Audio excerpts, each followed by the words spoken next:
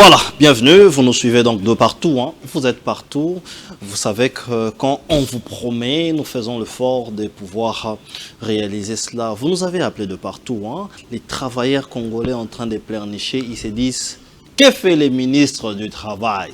Il fait quoi? Il sert à quoi? Qu'est-ce qu'il fait? C'est parti beaucoup plus loin, même les pasteurs en ont parlé. Il était nécessaire pour nous de pouvoir chercher des questions, poser des questions directes pour essayer de savoir qu'est-ce qui se passe dans ce domaine-là. Vous savez que ce domaine-là est chevauché par l'inspection générale du travail. Est-ce que les inspecteurs font réellement leur travail alors que plusieurs sont en train de plairer? Ils ont marché il y a quelques mois là, qui n'étaient pas pris en considération, encore moins rémunérés. Nous allons parler de cela. Donc toi qui aspires à travailler, toi qui es travailleur quelque part, sois scotché, parce que nous allons poser toutes ces questions, l'évolution, les bilans même du ministre du Travail, mais nous allons nous atteler sur l'inspection générale du travail. Et sur ce, j'ai l'honneur et le plaisir de recevoir un politique, mais également il est expert dans le domaine du travail et de l'emploi. Il siège dans ces domaines et sans vous cacher plus que ça, il est vraiment dans le rouage de ces ministères. Il s'appelle donc Armand Moukoulou. Armand Moukoulou, bienvenue. Merci pour l'invitation, monsieur le journaliste. Je suis non seulement heureux, mais je suis comblé de beaucoup de joie d'être aujourd'hui sur ce plateau et nous allons essayer un peu de partager ce qui est notre contribution pour la République. Voilà, merci. Je vous ai raté comme ça plusieurs fois parce qu'il y avait des questions techniques que nous devrions en parler.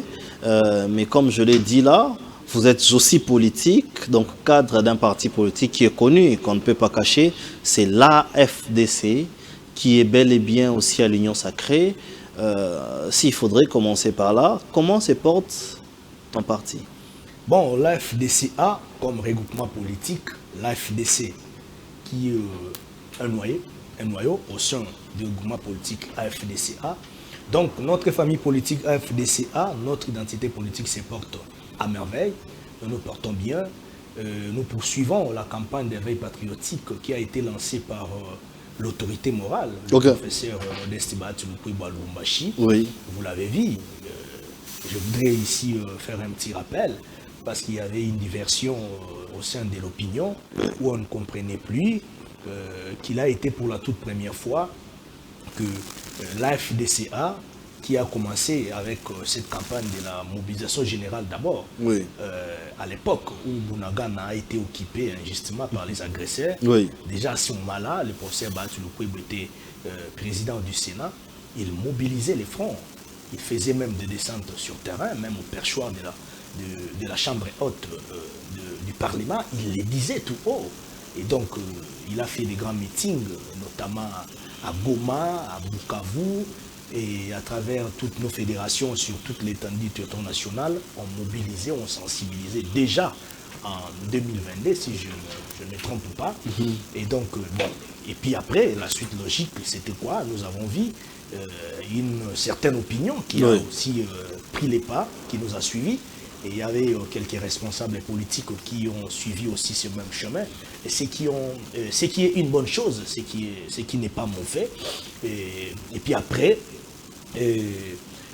au niveau même de la FIKIN, vous avez vu, lorsqu'il est allé pour les soins médicaux à un moment donné en Belgique, à son retour, nous avons fait carton plein à la foire internationale de Kinshasa Lemba à FIKIN. Plus ou moins 100 000 personnes étaient mobilisées sur place là, dans le grand terrain de l'amphithéâtre de la foire internationale de Kinshasa, où se tient généralement des grands meetings populaires. Et le message, c'était clair. C'était toujours la suite logique de la mobilisation générale, de réveiller la population congolaise. Parce que pour le procès Batulukwebo, il a toujours dit partout si haut et fort qu'il n'est plus temps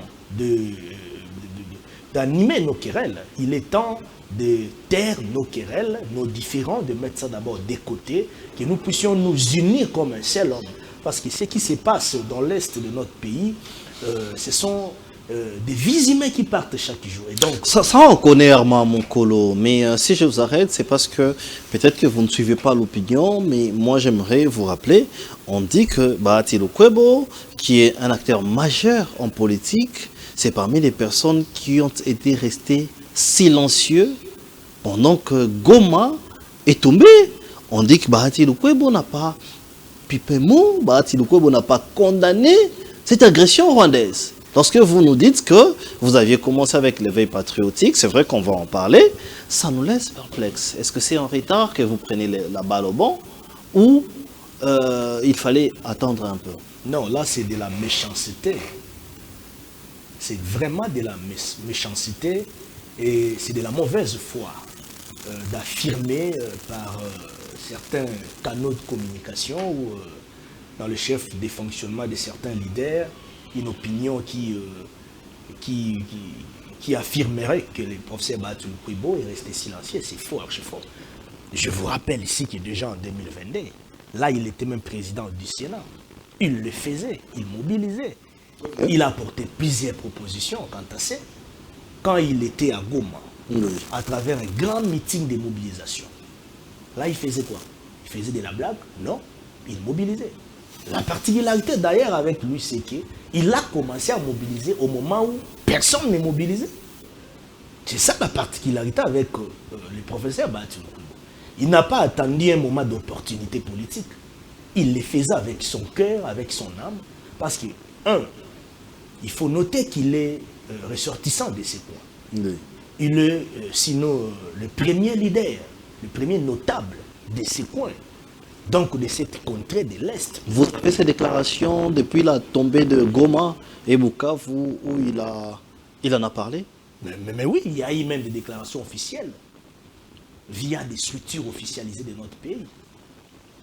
Il y a eu des déclarations officielles à 2 reprises, je crois, à travers des communiqués officiels. Un communiqué a pour mission non seulement pédagogique, mais un communiqué.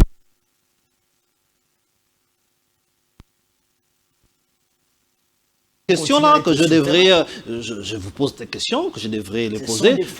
S'il vous plaît, je pose ces questions. Parce qu'on a vu même les débats médiatiques où on dit que l'une des raisons où Bahati Lukwebo, ses réserves pour attaquer cette agression rwandaise, c'est ses biens qui sont de ces côtés-là. Et puis d'autres sont allés même loin. Il y a eu plusieurs qui ont écrit pour dire que comment on assiège Goma, mais les biens du président Bahati ne sont pas touchés. Par exemple, ça. C'est des faux fuyants. C'est des faux fuyants. C'est des raccordements frauduleux. Ce sont des gens qui diabolisent, des gens qui manipulent une certaine opinion ou une certaine presse. Je dirais une presse qui n'est pas, en tout cas, dans les normes d'une presse responsable. Et qui font des choses, tout, ainsi de suite, pour essayer un peu de... manipuler l'opinion pour des fins politiques, pour diaboliser le président Bahati Lukwebo autour du chef de l'État, par exemple. Parce que tout le monde l'a compris que le professeur Bahati Lukwebo aujourd'hui est resté comme le partenaire privilégié, sinon plutôt les partenaires sincères, j'allais dire. Il est aujourd'hui comme le partenaire sincère du président de la République. Alors, qu'est-ce qu'il faut faire? Il faut diaboliser une presse irresponsable. Qu'est-ce qu'il faut faire? Il faut manipuler une certaine opinion contre l'honorable professeur Bahati Lukwebo pour de fausseté, ainsi de suite.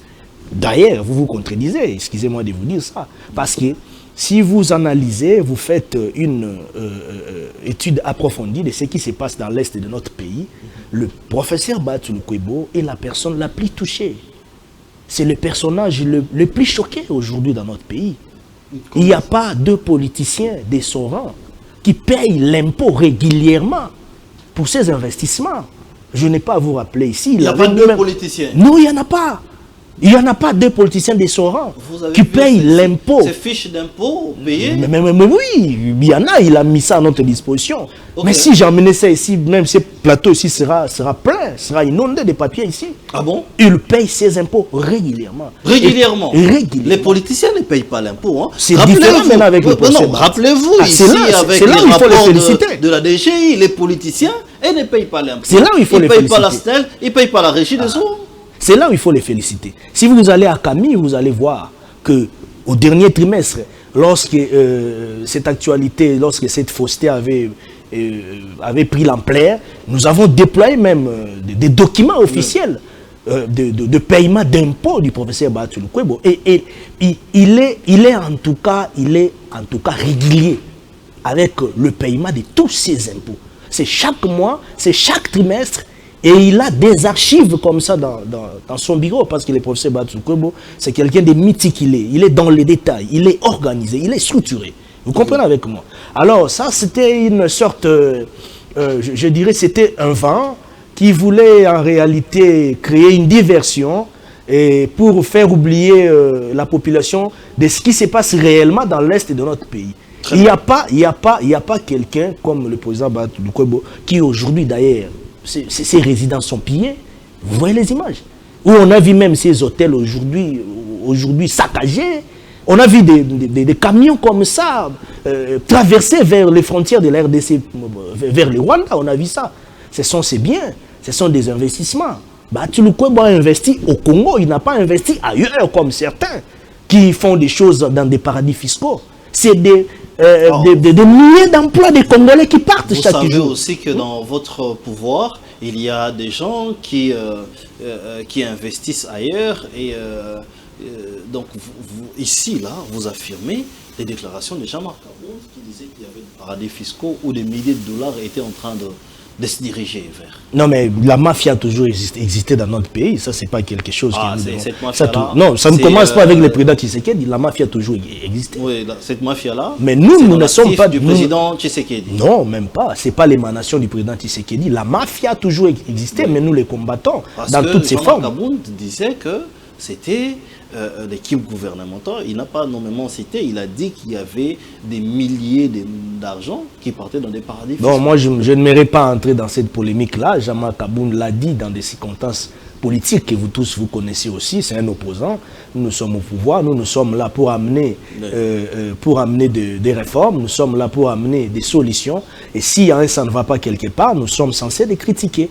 Et donc c'est ça de la bonne politique lorsque vous êtes dans une majorité aussi qui englobe des réalités dans un pays sous-développé qui se recherche d'abord comme les nôtres. Très bien. Donc c'est pour dire que le procès Batou Lukwebo subit d'énormes atrocités, d'énormes chocs aujourd'hui. Il n'y a pas un autre Congolais de son rang dans notre pays, de son rang je précise bien, qui subit des chocs énormes chaque jour. Il subit des chocs énormes. Chaque il jour. A été, on dit qu'il a été le mieux servi dans ce quinquennat. Il a été le mieux servi. Non, là c'est sur le plan. Là je suis dans les contextes sécuritaires. Okay. Je parle de ce qui se passe dans l'est de notre pays. Justement. Il y a des maisons du professeur Batou Lukwebo aujourd'hui pillées, saccagées. C'est bien ces investissements, des emplois qu'il a créés pour les Congolais dans ce coin-là, saccagés, pillés. Ses frères et sœurs, cousins, chaque jour meurent. Tantôt, on récupère ces hôtels, ces investissements, ces industries des forces. Et les agresseurs, ils siègent des forces. Et donc, tout ça, vous pensez, c'est facile. Donc, tout ça, c'est peut-être parce qu'il a des nerfs solides. Peut-être parce qu'il a des nerfs solides. C'est pourquoi vous le voyez tenir debout. Et par exemple, ce que vous voyez là, sur les images, ça, c'est la fondation Modeste Batou Lukwebo. Oui. C'est une initiative à féliciter parce que la Fondation Modeste Batou Lukwebo est dans plusieurs domaines d'intervention. À l'éducation, quand on voit l'homme, à l'éducation, dans les domaines de création d'emplois, dans les domaines d'assistance, dans les domaines économiques, dans les domaines agro-pastoraux. Donc, c'est dans presque beaucoup de domaines que la Fondation Batou Lukwebo œuvre, que la Fondation Batou Lukwebo intervient. Vous comprenez? Si vous voyez les images, vous voyez. Oui, donc, très bien. Il y a plusieurs réalisations. Par exemple, la Cité de la Science. Quand vous voyez déjà la Cité de la Science, déjà vous avez une idée sur la Fondation Bahati Lukwebo. Très bien. Et donc, c'est un modèle, comme je l'ai toujours dit. Je n'ai jamais vu quelqu'un me contredire par cette thèse de confirmer que le professeur Bahati Lukwebo reste un modèle de référence pour la jeunesse congolaise. Ce qu'il fait, ça profite véritablement à la population congolaise. Il pouvait dire non, bon, comme j'ai déjà évolué, je ne ferai rien, je peux aller investir ailleurs. Mais tout ce que vous voyez, c'est au Congo, en République démocratique du Congo. Et plus spécialement au Sud Kivu. Non seulement au Sud Kivu. Oh, vous avez même une liste de ces réalisations. Mais évidemment, il y a une nomenclature. Une petite nomenclature. Allez-y. Par exemple, sur le plan de l'éducation, vous avez déjà la Cité de la Science. Dans la Cité de la Science, il y a même les logements des enseignants qu'on a prévus là. Donc, il y a des bâtiments, des logements des enseignants. Il y a une université qui est construite là, dans la Cité de la Science. Une université moderne, dans des conditions modernisées. Ce qui n'est pas facile. Et donc, quand quelqu'un investit comme ça dans l'éducation nationale, et donc c'est quelqu'un à respecter, c'est quelqu'un sur qui il faut jeter des fleurs, c'est quelqu'un sur qui il faut vraiment encourager. Très bien. Nous sommes dans l'agro-industriel. Si vous allez en PT, vous allez voir. En Banzangungu, à Calais, il y a une usine de production des tomates. Une usine de production des tomates. Donc, tout se déploie dans divers domaines. Vous voyez? Nous avons l'élevage des vaches. Nous avons la cimenterie du Sud Kivu. Nous avons des forages, des puits d'eau. Là, c'est à Bukavu. Il y a même la construction d'une paroisse, donc la Sainte-Jeanne. Il y a une école aussi là-dedans. Et donc, il y a plusieurs réalisations comme ça. Si vous allez à Goma, vous allez voir un hôtel VIP à Goma. Ce sont des investissements du professeur Bahati Lukwebo. Il donne de l'emploi aux Congolais. Ce qui n'est pas facile. Vous savez, à un moment donné, lorsque nous voyons le panorama de la politique congolaise, souvent nous faisons de la politique politisée. Mais le professeur Bahati Lukwebo est aussi dans les sociales. Il n'est pas seulement dans la politique politisée. Très bien. Si vous voyez par exemple le Flat Hotel New Riviera à Goma, c'est de l'emploi. Quel beau bâtiment! Vous comprenez? Mais aujourd'hui, saccagé, pillé par les agresseurs. Par exemple, ça.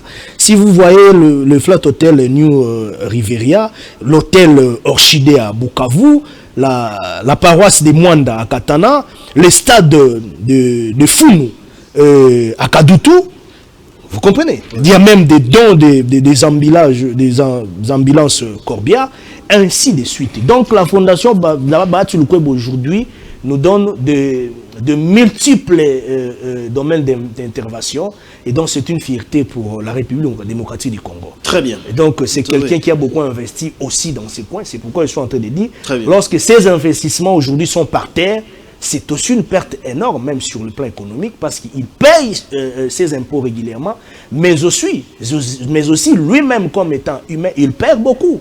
Il perd, c'est un choc dur, parce qu'il a investi, il a mis des moyens à la disposition des investissements pour aider la population congolaise. Très bien. Donc, dans ce sens, j'étais en train de dire que c'est vraiment un modèle. Très bien. Armand Moukoulou, c'est fascinant, hein, c'est admirant quand vous parlez de Bahati Lukwebo. Je vais même vous donner quelques indiscrétions qui se disent dans le couloir. On dit que Moukoulou est devenu très bahatiste. Si on peut le dire comme ça, on dit qu'aujourd'hui, Armand Moukoulou, c'est un soldat des Bahati, un bahatiste. Et là, moi, ça me laisse perplexe que vous avez cité les réalisations de l'homme. Qu'est-ce qui fait de vous aujourd'hui bahatiste? Qu'est-ce qui vous donne l'admiration autour de cet homme politique pendant qu'on dit que non, c'est des bourreaux qui réellement n'ont rien fait, à part pour eux-mêmes, n'ont rien fait pour la République. Est-ce que vous les suivez à cause de tout ce que vous dites? Qu'est-ce qui fait de vous... quel est le soubassement de votre admiration sur le professeur Bahati Lukwebo? Son parcours. Le parcours de l'homme qui s'appelle Modeste Bahati Lukwebo, c'est un parcours élogieux. Il a quel parcours? C'est un parcours de mérite. Depuis la société civile, le professeur Modeste Bahati Lukwebo, c'est quelqu'un qui incarne des valeurs. Vous savez, son combat depuis la société civile, il a combattu la dictature mobusienne, ce qui n'était pas facile. Ça lui a coûté même la vie. Vous comprenez avec moi? Ok. Et si vous voyez même le passage du professeur Batou Lukwebo, la mutation effectuée de la société civile en politique vers la politique active, le président Batou Lukwebo se distingue par des prouesses. Des prouesses pourquoi? De un, il passe à la fonction publique à l'époque, oui. Il amène des réformes. Si aujourd'hui vous parlez par exemple des comptables publics, c'est grâce à Modeste Batou Lukwebo. Où à l'époque, l'argent partait comme ça, était dilapidé, on gérait l'argent en main, ainsi de suite. Ça lui a même coûté des problèmes à ces moments-là. Parce que les gens ne les comprenaient pas. Et juste après, les gens ont compris que réellement, les institutions avaient aussi besoin d'un support d'État tel que le service là, de comptable public. Oui. Aujourd'hui, ça canalisait même les moyens de l'État. Les trésors publics aujourd'hui n'est plus volé comme c'était à l'époque par des personnes qui se promenaient avec de l'argent. Oui. C'était grâce à Batou Lukwebo. À l'époque, à la fonction publique, c'était pour canaliser les fonds de l'État. Vous comprenez? Ce sont des réformes. Des réformes et des efforts. Le procès Batou Lukwebo vient au ministère de l'économie nationale. Il a stabilisé l'économie nationale de notre pays. Non, on doit en parler à un moment donné. À un moment donné, nous ne devons plus rester dans une fiction politique des protagonistes. Vous comprenez? Nous devons aller au-delà. Démontrer à la population qui a fait quoi, qui ne fait rien, il fait quoi, il avait fait quoi à un moment donné. Le président Batou Lukwebo arrive à l'économie nationale, vous avez senti la stabilité. Je sais qu'il y avait un premier ministre à l'époque, pour ne pas citer son nom, mais il était ministre de l'économie nationale. Dans son secteur, il a stabilisé l'économie nationale. Les taux d'échange étaient stables. C'est-à-dire qu'il y avait une bonne harmonie entre l'économie, la banque et les finances. Très bien. C'est pas ce qu'il était là. Oui. Deuxièmement, non, mais à l'époque même la bouteille, la bouteille du sucré, la bouteille du sucré coûtait 50 francs congolais. Vous en souviendrez, non? Oui, mais pourquoi aujourd'hui les prix, l'inflation économique était stable avec Batou Lukwebo. Pourquoi aujourd'hui il y a une grande inflation et pourquoi aujourd'hui les choses... Il faut aller demander l'expertise qui est mise aujourd'hui. Ah, mais il faut vous demander aussi il parce vient que à vous êtes travail. toujours à l'Union sacrée. Il vient à l'emploi-travail. Oui. Il vient au ministère de l'emploi-travail pour le social. Voilà. Il amène encore des réformes. Les ministères qui gardent jusqu'à aujourd'hui au billet de son ministre. Non, aujourd'hui, on nous a donné l'emploi-travail, mais on nous a amputé la CNSS qu'on a amené illégalement à la province sociale parce que ça n'existait pas. C'est là même les conventions collectives dans le monde du travail, de l'emploi et du travail, même de la province sociale, ça n'existait pas. Mais bon, à un moment donné, on fait la politique avec la folie parce qu'on sait que c'est les quotas qui revenaient à la FDCA et on doit lui amputer. Mais bon, moi je ne suis pas dans cette polémique-là. Il ne faut pas faire la fixation sur des postes. Non, mais c'est tout à fait normal. Nous sommes en politique. En politique, nous faisons la politique pour conquérir les pouvoirs et l'exercer. Nous sommes deuxième force politique au Congo. Mais lorsque c'est votre famille politique, l'Union sacrée, qui gère, où est-ce que ça dérange? C'est là que la population dit de vous que vous êtes des politiciens calculateurs. Non, si nous étions des politiciens calculateurs, mais tout ce que Batou Lukwebo ou la FDCA a pu subir, qu'est-ce que vous avez subi tout au long de notre régime? Non, il ne faut pas dire ça. Vous avez eu les Sénats. Non, mais ça, vous ne le direz pas. Les professeurs Batou Lukwebo. Il subit, mais et qu'il est mieux servi. Il est mieux servi par rapport à mais vous aviez les Sénats. Non, mais donc vous ne comptabilisez pas son rapport de force aux côtés du président Tshisekedi? Non, attendez, mais justement, mais lorsque vous dites que vous n'avez pas mieux servi, qu'est-ce que vous voulez? Par rapport à quoi? Les Sénats, vous aviez les Sénats. Nous avons eu les Sénats, mais ce n'était pas un cadeau. C'est les dauphins constitutionnels du chef de l'État. Dauphins constitutionnels, mais on n'est pas encore arrivé là. Encore qu'il n'a jamais eu cette idée-là. Dauphin constitutionnel par rapport à quoi? Il était président du Sénat. Voilà, un président du Sénat, c'est le dauphin constitutionnel du président de la République. Des turbulences vécues. Tantôt on prend un ministère qui appartenant à la FDCA, on donne ça à quelqu'un d'autre. Tantôt, on nous récupère des entreprises publiques. Dans les quotas de la FDC, on donne ça à d'autres personnes. Non, il faut pas... et dans tout ça, il ne faut pas être fixé, avoir la fixation non, sur... Non, c'est pas la fixation. Sur le poste. Attendez, s'il vous plaît.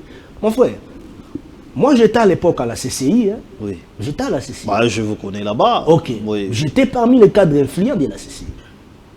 Lorsqu'il fallait mettre de côté la coalition FCC-Cash, moi qui vous parle là, il y a eu des débats de couloirs où bon, on en parlait des fois avec même l'honorable Mende et les autres consorts.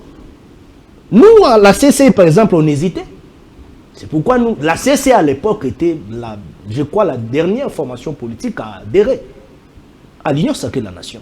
Ok. Mais à ce moment-là, il y avait un monsieur au nom de Baatulukwebo qui s'est sacrifié, qui ne voyait pas d'abord ce qui pouvait arriver après, qui a adhéré définitivement à la vision du président de la République. Définitivement, vous dites. Définitivement. Et il l'a fait avec son cœur. Il ne l'a pas fait pour attendre d'abord quelque chose. Il fallait qu'il entre dans les manœuvres. Oui. Et c'est lui qui a tout fait. C'est Modeste Baatulukwebo qui a tout misé de tout son poids. Parce qu'il comprenait la vision du chef de l'État. Il a pour l'avènement de l'Union sacrée de la Nation. Pour détruire l'FCC Cash. Pas détruire, mais il fallait quitter une période où et détruire cette coalition. Oui, justement. Il fallait la détruire. Il fallait la détruire parce qu'il y a des gens qui ne comprenaient pas à ce moment-là qu'il y avait un président de la République qui existait.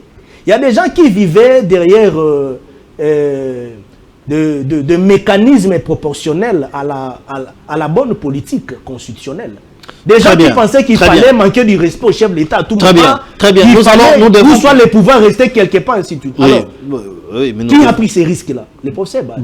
Il a quitté le pays ici, on les pourchassait par les FCC. Vous voulez qu'on commence à tout rappeler? Mais pourchasser comment? On les pourchassait ici par les FCC. Ok. Il a risqué même sa vie. Il a fait l'exil forcé pour le président Félix Tshisekedi. Il a fait ça pour qui? Donc la population congolaise. Le FCC disait qu'il a. Et c'est alors. Non, mais au FCC, on l'avait déjà exclu. Parce que à ce moment-là, nous qui étions au FCC, nous qui venions de la majorité de l'époque de Joseph Kabila, qui avions formé le FCC, nous ne comprenions pas bien la philosophie de Baatulukwebo qui était axée sur les principes sacro-saints du socialisme. Il était beaucoup plus dans l'intérêt d'abord suprême de la population. Et nous, FCC, on voyait, nous devons vivre, nous devons.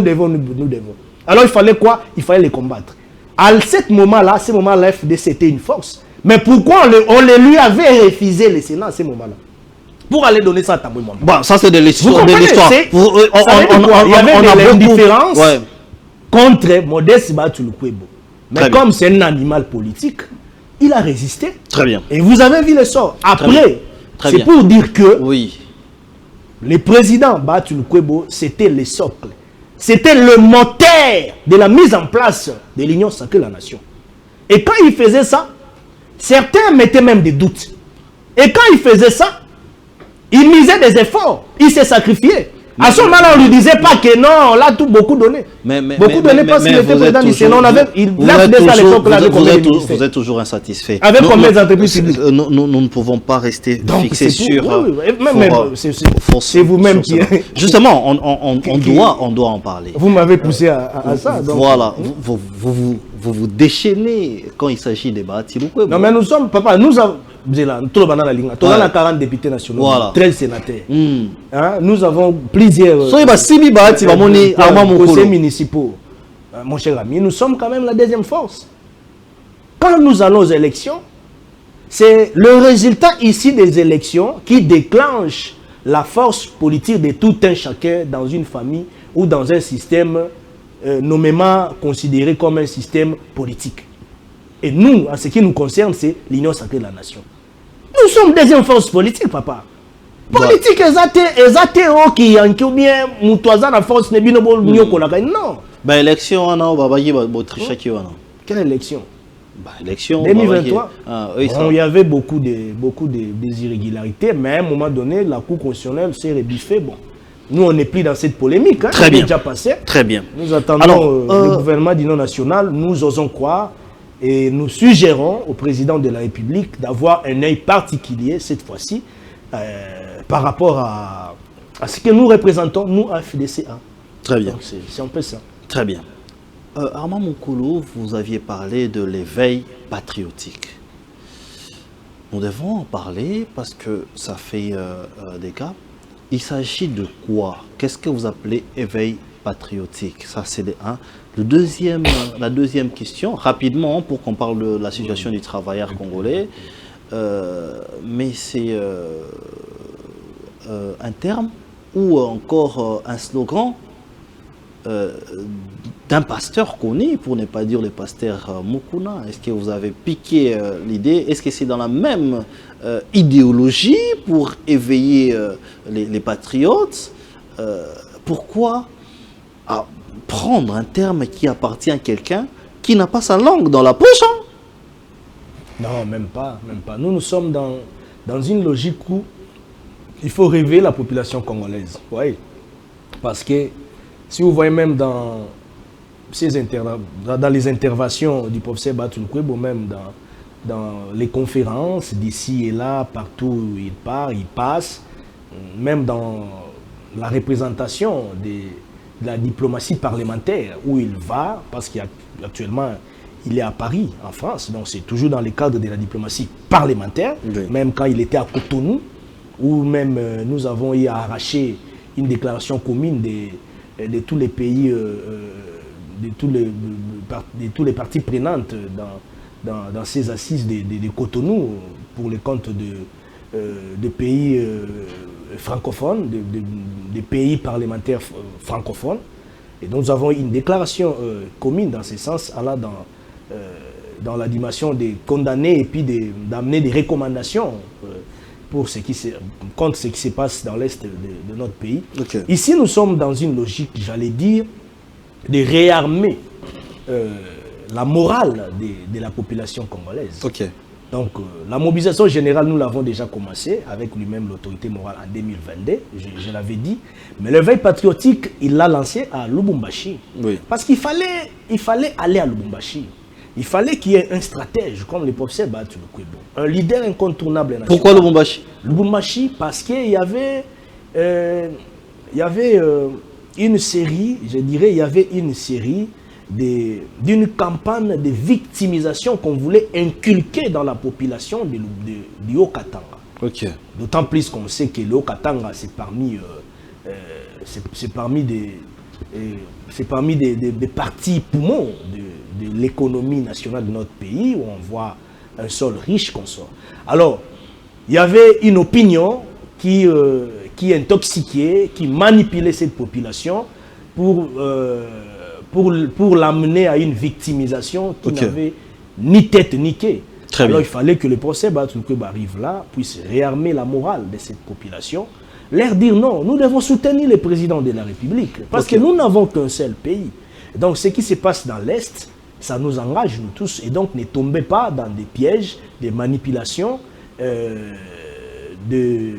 ceux-là qui n'aiment pas réellement notre pays. Très bien. Et c'est important. Et puis, à son retour, nous avons fait notre déclaration, là c'était après Fikin, mais à son retour de Lubumbashi, vous avez vu, avec l'accord de paix signé à Washington, via la médiation des États-Unis d'Amérique, ouais, entre la RDC et le Rwanda. Là aussi, il y a une particularité de la dimension politique et de la maturité politique, de la sincérité et de la loyauté du professeur Batou Lukwebo envers le chef de l'État. Pourquoi? Parce que nous n'avons pas attendu beaucoup des heures. Nous n'avons pas attendu des salons de réflexion, des analyses pour soutenir l'accord de paix signé à Washington, et nous l'avons fait à travers la bouche d'elle-même, l'autorité morale, qui a lu cette déclaration officielle dans notre siège de 24. Très bien. Devant tous les élus de l'FDCA et la crème de cadre de l'FDCA. Très bien. Nous allons pour soutenir les chefs de l'État. Très bien. Ce n'est pas fini là. Oui. Vous avez même les images. Il est descendu à Tchangou. Il est descendu encore à Tchangou, toujours dans la poursuite de cette campagne d'éveil patriotique. Il est descendu à la Tchangou, à travers la mobilisation de la fédération de la Tchangou que dirige notre camarade Papi Boindombe, la Tchangou 1, où il a procédé aussi à l'installation d'un comité de ces coins, des structures de la Tchangou 1. Très bien. Ça sont les détails. Ok, très bien. Nous allons en parler. Surtout que vous parlez surtout que vous parlez de l'accord. Nous allons en parler. Armand Mokolo, la population qui nous suit voulait vous écouter. Vous êtes expert dans le domaine du travail. Oui. Et, dans le monde de l'emploi dans le monde de l'emploi et du travail. Aujourd'hui, il y a un ministre de la FDC qui est Titel, ministre du gouvernement venant de votre parti, Akwakwa. On dit que monsieur le ministre Akwakwa ne fait rien, sauf parfois faire arrêter des communicateurs ou des gens. Parce que les travailleurs congolais souffrent, parce que même quand la loi du SMIC est promulguée, il n'y a personne pour faire les contrôles, parce que l'employeur fait sa loi. Quel est le rôle du ministre? Qu'a-t-il fait? Aujourd'hui, il a quel bilan? On commence par lui et puis on ira à l'inspection du travail. Non, pour faire le bilan du ministre ayant en sa charge, dans ses responsabilités, l'emploi et le travail, ça nécessite beaucoup de mouvements. Hein. Ça demande beaucoup de mouvements parce que le monde de l'emploi et du travail, c'est un monde global, c'est un monde vaste, oui, qui prend beaucoup d'aspects au même moment. Là, ça nous demanderait une émission élaborée. Une émission spéciale. Où nous allons l'intituler « Bilan du ministre Ephraim Akwakwa, un an gouvernement Soumino ». Très bien. Là, je nous le faisons avec quand tous les éléments. Nous le faisons quand Nous pourrons l'organiser avec l'autorisation du ministre. De lui-même, le ministre. Peut-être que nous l'aurons lui-même aussi sur les plateaux pour qu'il nous parle concernant de ce qu'il a fait. Le monde de l'emploi. Oui. Là, nous pouvons quand même évoluer.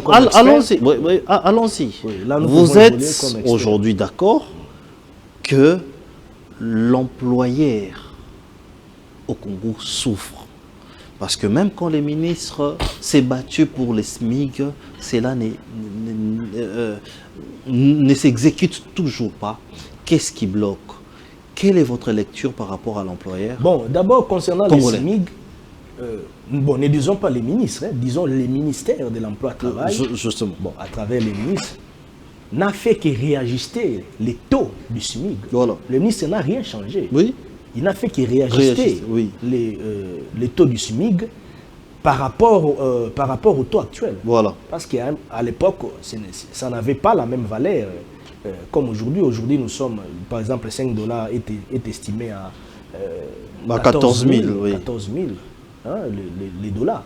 Donc, si vous voyez 1 dollar, 2 dollars, les taux du SMIC, on dit déjà, les jours, c'est 2 dollars pour un Congolais. Et donc, il y avait un décalage. Oui. Hein, il y avait un décalage dans la faisabilité, dans la pratique, donc, de l'exécution de notre SMIC. Il y avait déjà un problème. Alors, le ministre de l'Emploi et du Travail, comme le patron de ce secteur, devrait faire quoi? Il devrait d'abord détecter les problèmes. Il a détecté les problèmes. Oui. Et il faudrait ici préciser que le ministre de l'Emploi et du Travail n'agit pas seul comme un électron libre. Ok. Ça, c'est une précision. Oui. Il n'agit pas seul comme un électron libre. Il est dans un gouvernement. Oui. Lorsque vous agissez comme ministre dans un gouvernement, vous agissez au nom du gouvernement. Exactement. Et il y a un processus à suivre. Il y a une procédure établie. Tout élément, tout dossier passe d'abord par le Conseil des ministres.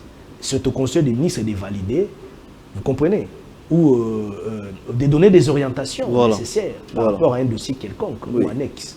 C'est alors après qu'un ministre, donc comme chef ou patron d'un département, prendra une décision. Donc à travers un arrêté en ce qui les concerne parce qu'il est ministre. Mais après la procédure, il va falloir qu'au niveau maintenant de la primature, qui est la première ministre, parce que bon, dans les cas échéants, nous avons une première ministre, il faudrait que la primature donc, puisse à ce moment-là prendre un décret. Voilà.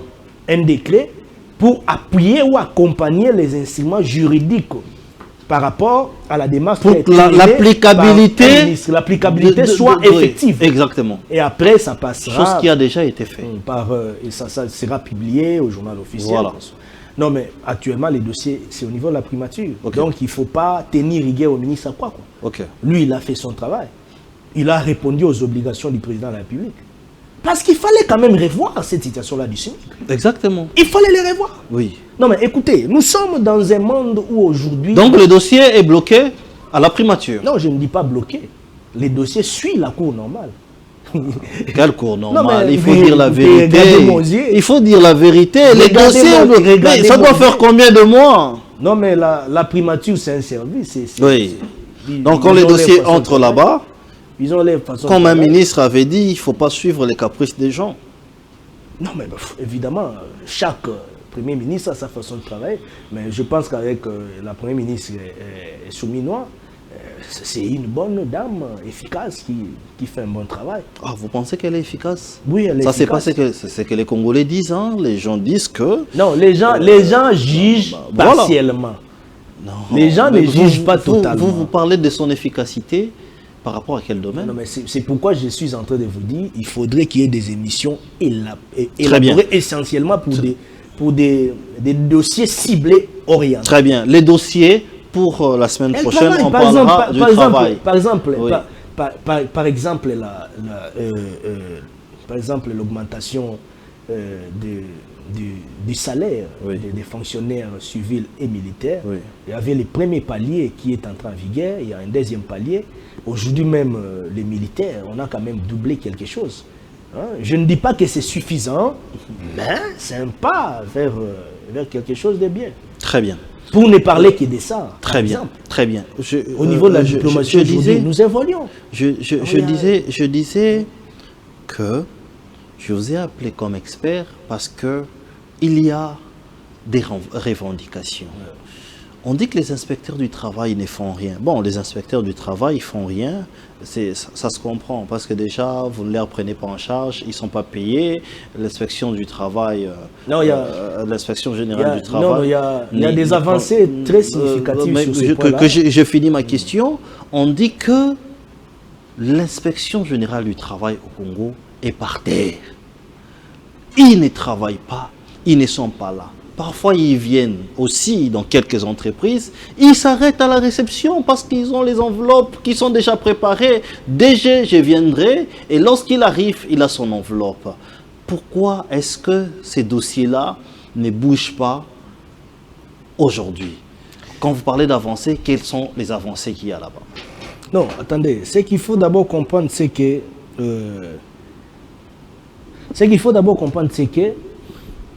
l'inspection générale du travail, c'est un service qui a été créé par les décrets du Premier ministre. À ce moment-là, c'était Adolphe Mouzitou, qui a été créé par les décrets numéro 12/002 du 19 janvier 2012 portant création et organisation d'un service public dénommé Inspection générale du travail, IGT en sigle. Donc c'est le Premier ministre.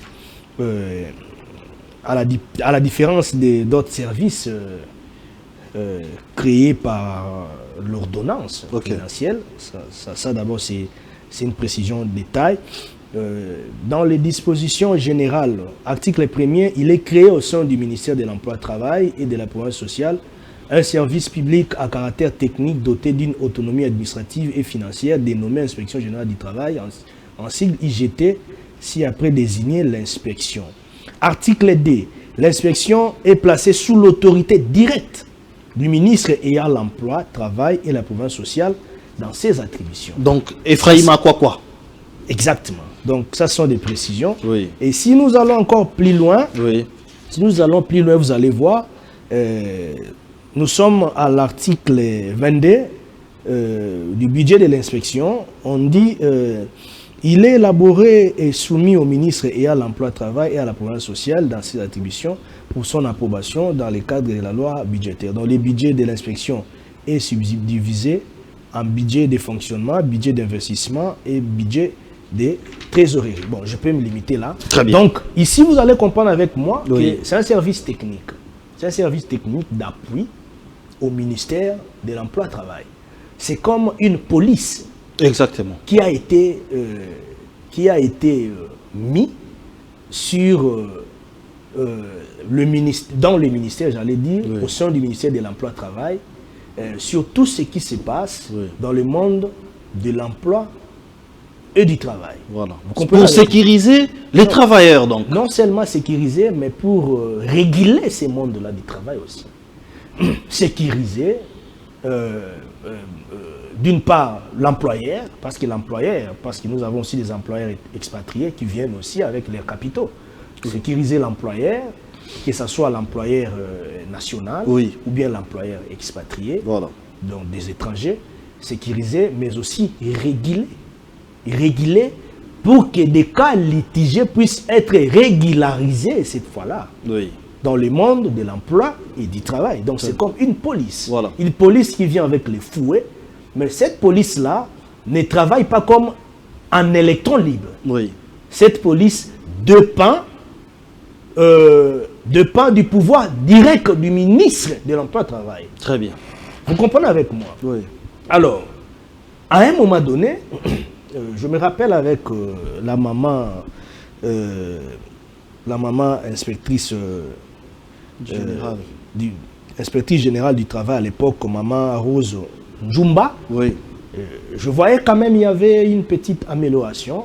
Vous parlez d'une petite amélioration. S'il vous plaît. Il faudrait comprendre ici que c'est un service qui est né dans les cendres d'un monde du travail qui était déjà désorganisé. Il fallait qu'il y ait une police, comme nous voyons l'inspection générale. On sait que le monde du travail n'est plus désorganisé. Non, mais il y a beaucoup de désordre.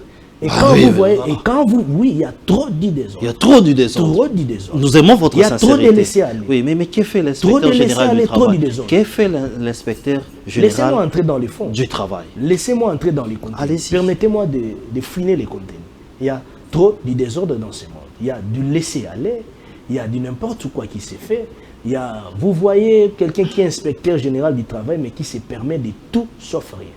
Il dépasse même les limites de son fonctionnement. Il fait même de l'usurpation du pouvoir. Vous comprenez avec moi? Des fois, subordination. Donc, quelqu'un qui ne respecte même pas la loi organique qui régit le fonctionnement de lui-même comme inspecteur général du travail. Avec Maman Rose, je l'ai dit, il y avait quand même de l'évolution. Parce qu'on voyait, il y avait quand même... Maman Rose s'est battue un peu, mais elle n'était pas vraiment à la hauteur. Ça, je suis franc. Elle n'était pas à la hauteur. Elle s'est battue, mais elle n'était pas compétente. Vous savez, moi, j'étais à l'époque, j'ai fait presque 6 ans comme assistant de l'ancienne secrétaire générale à l'emploi travail, Madame Inzuno Komba. Je crois, elle me suit aussi, elle aime beaucoup ce genre de débats. J'étais son assistant. Nous étions à D avec moi et M. Michel Kyonga. J'étais son assistant. Vous comprenez qui représente un assistant d'un secrétaire général à ce moment-là. Aujourd'hui, il était déjà retraité. Maman Inzuno Komba, que j'ai salé, elle est retraitée. C'est là où j'ai appris le travail.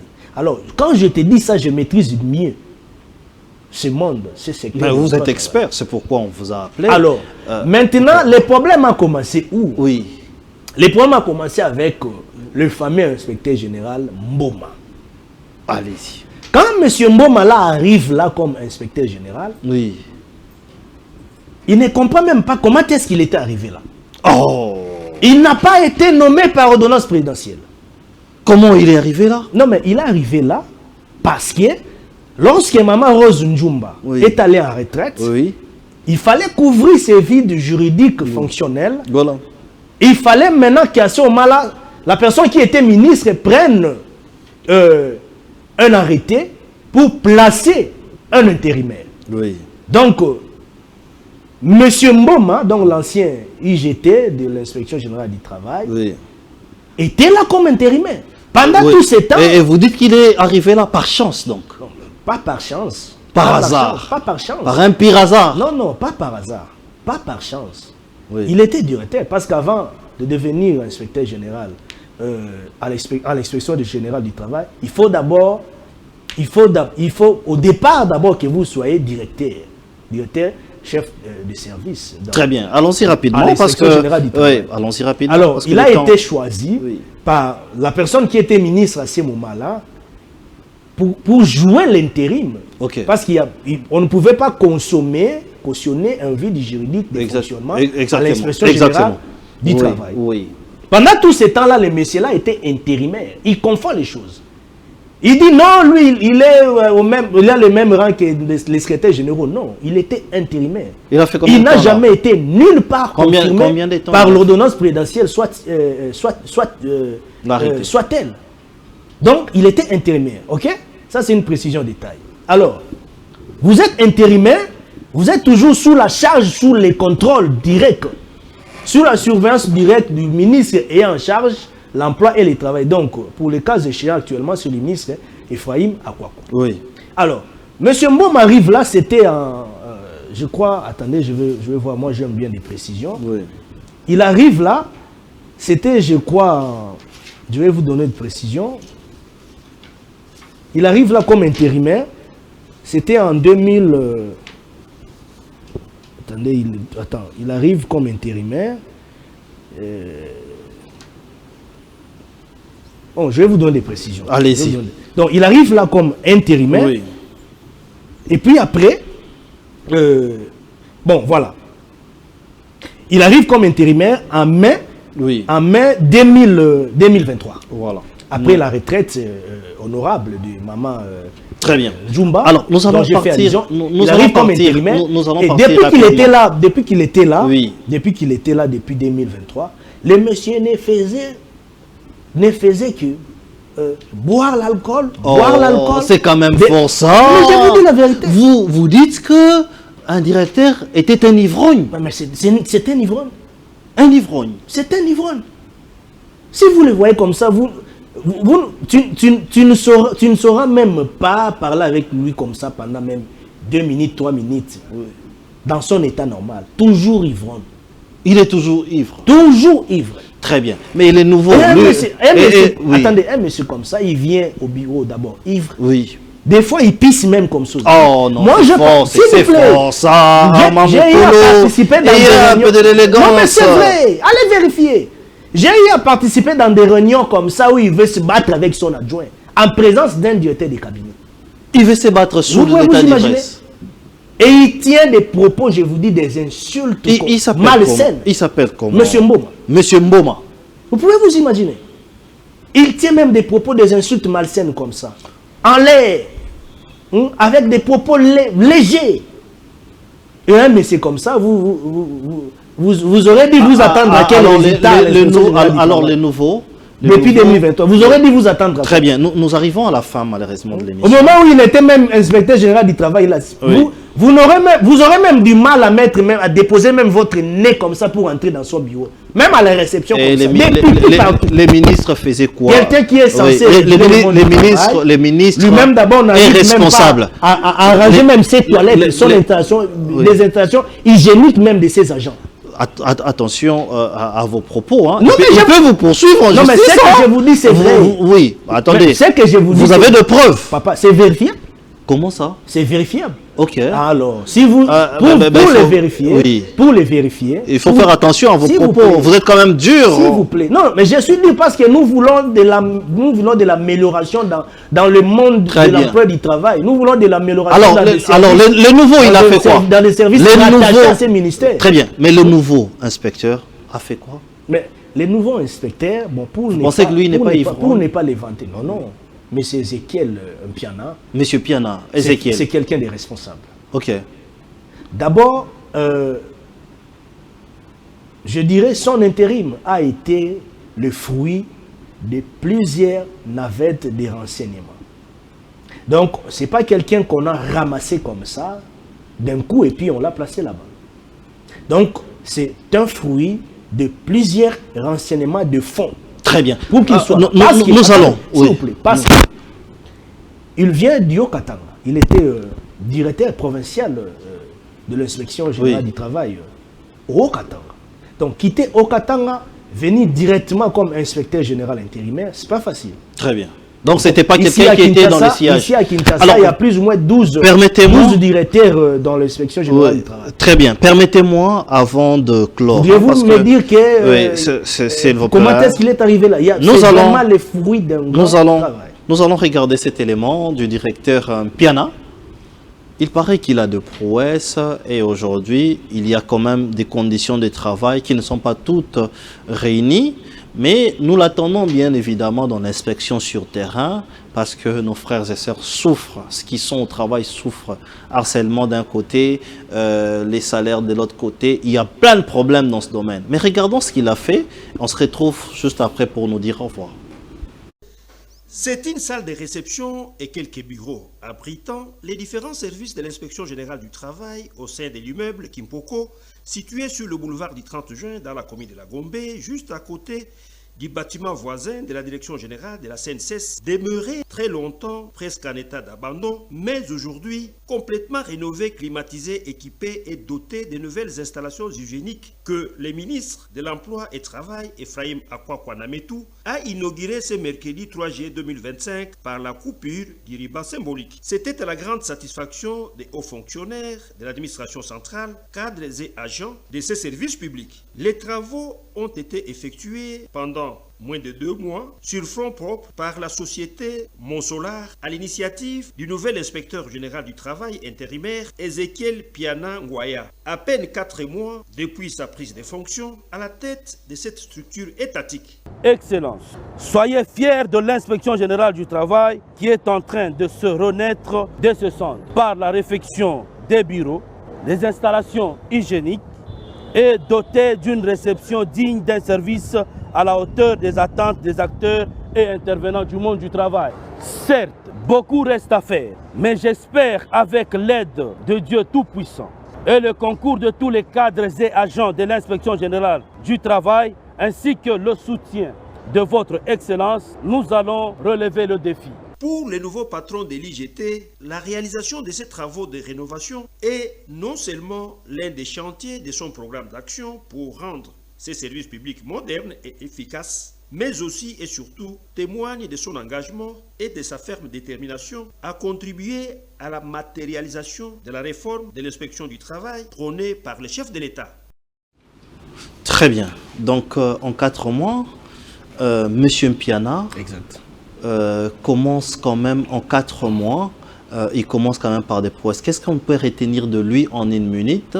Il faut retenir de ce monsieur, un monsieur d'abord des responsables, rempli d'un esprit de réforme, parce que ça, ce sont des réformes. Hein.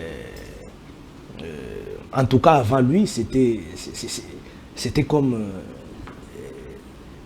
je sais pas appeler ça quoi, poulailler ou quoi. Donc l'inspection... Du chaos. Du chaos, poulailler. C'était comme un marché où tout le monde pouvait entrer, où il y avait vraiment du désordre. Mais nous allons suivre, nous allons faire une descente d'enquête. Si le travail s'est fait, s'il y a régularité, moi je serai là, je peux vous promettre, chers téléspectateurs, très tôt matin. Je vais mener une démarche, nous pourrions arriver là, il n'y a pas de problème. Très bien. Avec M. Piana, oui. Vous sentez qu'il y a un nouveau vent qui arrive.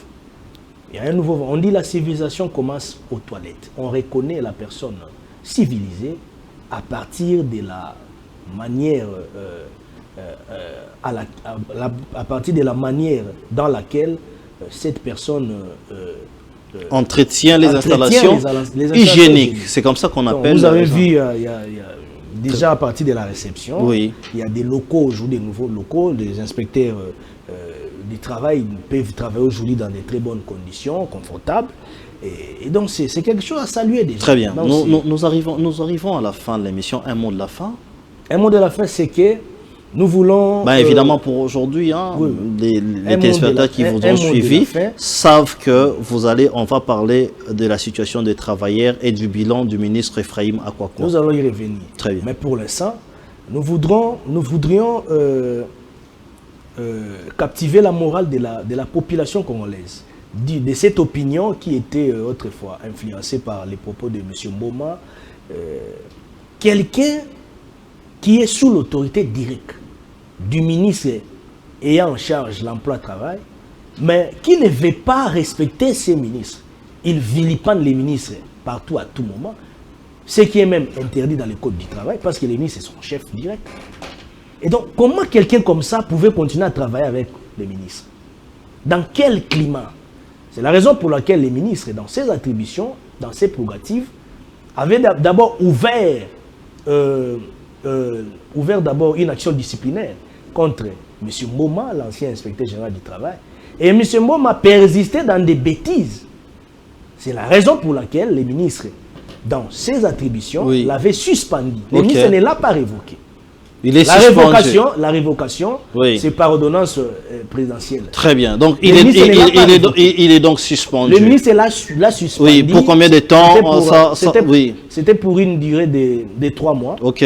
Mais le ministre tel qu'il est là, il a aussi la responsabilité. S'il l'évalue, il voit que ça continue avec des bêtises, il les met à la disposition de la fonction publique. C'est ce que le ministre a Très bien. Il l'a mis à la disposition de la fonction publique parce que l'arrêté, les plaçant comme intérimaires, c'était un arrêté qui a été contresigné avec le ministre de la fonction publique. Donc, très bien, merci. Lorsqu'il s'est méconduit, oui, mais négativement, merci. Le ministre a ses devoirs, a cette responsabilité, ses pouvoirs, de l'envoyer même à la disposition de la fonction publique. Donc, merci. Qu'il ne tient pas de langage sur non, mais Ezekiel n'a rien à voir avec lui. Il est libre de d'autant plus que il est libre. Une autre précision. S'il vous plaît, on n'a plus. J'ai conclu. La fois dernière, je vais vous faire rire. Monsieur Mboma arriva à l'inspection générale du travail. Les travaux étaient encore au début. C'était au début des travaux de réhabilitation. Mais le monsieur là, je vous dis, il a même oublié son bureau. Ce sont des détails. Nous sommes arrivés à la fin. C'est parce que le nouveau inspecteur général du travail. Très bien. Donc c'est pour dire que l'actuel inspecteur général du travail imprime une nouvelle philosophie dans ses services. C'est quelqu'un qui mérite en tout cas beaucoup d'encouragement, beaucoup de félicitations, beaucoup de respect. Merci. Parce que nous avons déjà vu avec la réhabilitation des nouveaux locaux. Donc il y a des gens qui arrivent pour les restes. C'est quelqu'un qui va bien se débrouiller. Merci Armand Mokolo. L'inspection générale. Merci également à vous de nous avoir suivis. Vous savez que c'est un conflit comme ça ouvert, mais il fallait donner de l'éclairage. Mais notre plateau reste ouvert parce que nous sommes Vraie Version. Et Vraie Version, c'est pour donner la vérité et la vraie vérité. Vous allez nous voir descendre là-bas, savoir qu'est-ce qui se passe réellement. Mais les dossiers travail des Congolais, nous allons en parler. Dans l'entretemps, nous vous laissons en compagnie avec nos divers programmes. Bonsoir chez vous.